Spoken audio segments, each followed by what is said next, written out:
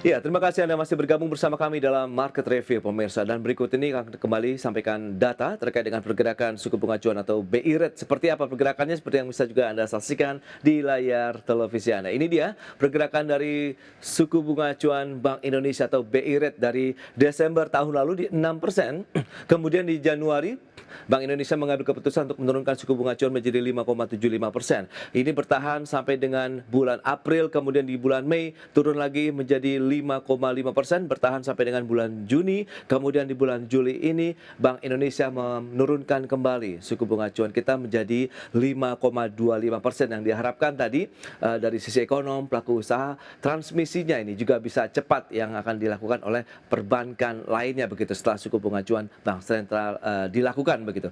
Berikutnya kita akan cermati bagaimana dengan pergerakan inflasi.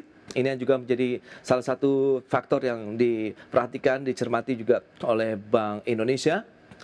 Ya, pergerakan secara bulanan maupun tahunan kita cermati bersama. Kalau kita lihat pergerakan bulanan memang sempat terjadi deflasi ya di bulan Januari, Februari, kemudian terjadi lagi di bulan Mei, namun naik lagi menjadi inflasi di bulan Juni 0,19% secara bulanan, kemudian tahunannya 1,87% untuk pergerakan inflasi di tanah air. Dan lantas kita akan cermati pergerakan nilai tukar rupiah seperti apa. Ya, sempat memang mengalami penguatan dalam beberapa waktu terakhir. Sekarang di level 16.200-an lah untuk pergerakan rupiah terhadap dolar Amerika. Kita lihat pada tanggal 15 Juli kemarin di 16.281 rupiah per dolar Amerika Serikat.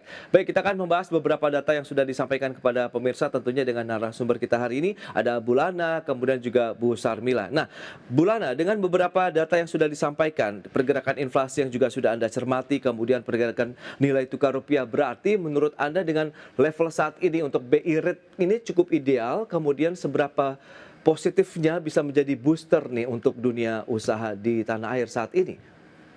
Ya, baik Mas Pras.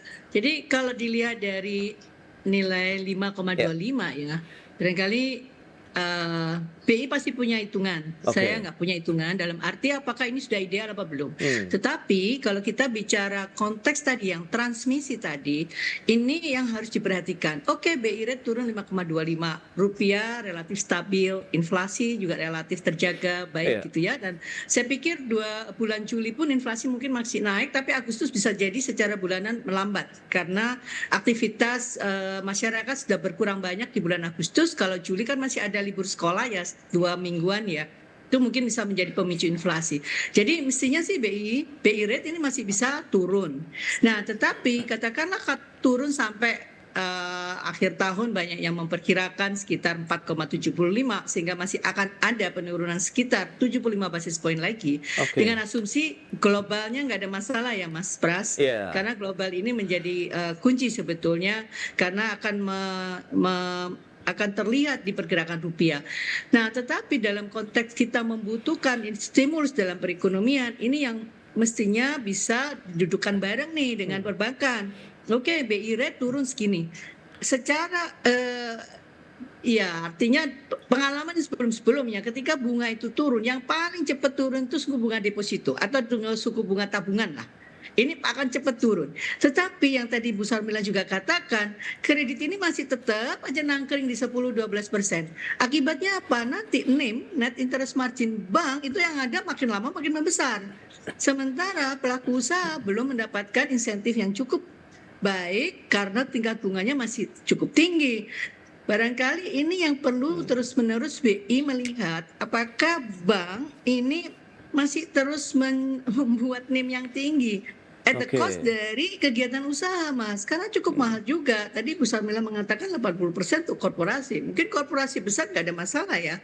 Iya. Tetapi 20% itu adalah UMKM di dalam negeri. Korporasi mungkin juga bisa pinjam dari luar negeri. Tadi disampaikan data-data dari beberapa negara di luar negeri yang suku bunganya masih murah, katakanlah ditambah US dollar depresiasi masih lebih murah dari 10 atau 12% di dalam negeri. Hmm, Kenapa nggak pinjam aja dari luar negeri kan gitu ya? Sebagai oke. pelaku usaha kan pasti cari yang relatif lebih ekonomis lah atau lebih Hmm, murah. Nah, ini yang harapannya ke depan barangkali BI terus-menerus juga bisa memonitor tidak hanya dari konteks makronya, oke. tetapi turunannya ke mikro ya, khususnya bank, karena bank inilah sumber nanti bisa menggerakkan perekonomian. BI rate tetap turun, tapi kalau kredit nggak naik karena bunga kredit masih tetap tinggi, ya Ya. tetap nggak bisa membantu perekonomian, Mas Pras. Baik, baik. Ini menarik juga. Nah, lantas dari pelaku usaha lagi-lagi Bu Sarmila, bagaimana Anda melihat penurunan dan potensi kalau memang kita cermati tadi masih ada ruang sebenarnya. Tapi Anda lihat apa yang akan segera dilakukan dengan memanfaatkan momentum dari penurunan suku bunga acuan ini sehingga benar-benar bisa dioptimalkan begitu untuk dunia usaha. Ya, saya konkret aja Mas Pras. Ya, Saya satu, pertinggi porsi untuk UMKM dan itu oke. apa? Karena sekarang ini UMKM sebagai roda ekonomi Indonesia ya. Hmm. Karena corporate banyak sekali bermasalah kan, karena ada kemarin sempat ada masalah dengan Trump, tapi hari ini udah mulai jadi repositioning lah mereka semua. Corporate banyak kena berdampak.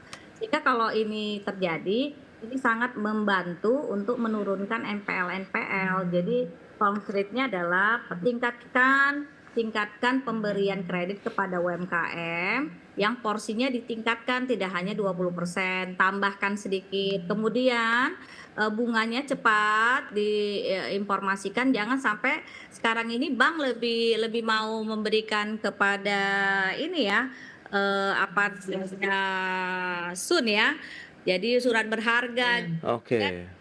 kan ke sektor real gitu. Jadi banyak sekali penyaluran kredit hari ini tuh tidak sesuai dengan harapan masyarakat. Walaupun suku bunganya diturunin, mereka akan menaruh di surat hutang lebih banyak daripada di sektor real atau memberikan kredit kepada menggerakkan ekonomi secara langsung gitu. Iya, dari sisi penyaluran pembiayaan atau kredit dari perbankan sendiri kepada dunia usaha sejauh ini Bu Sarmila seperti apa begitu? Dari sisi kemudahan, aksesabilitas dan lain-lain. Menurun Pak, menurun. Jadi Oke. kredit sekarang ini susah banget diakses Hmm. dengan alasan NPL banyak gitu. Oke. Jadi kehati-hatian. Jadi tadi bulannya udah benar itu bahwa mengatakan bahwa sekarang ini tabungan, deposito itu yang mereka support lebih banyak. Tapi kalau penyaluran kreditnya mereka sangat hati-hati, apalagi ekonominya kalau tidak clear, tidak jelas tuh mereka nggak akan memberikan gitu.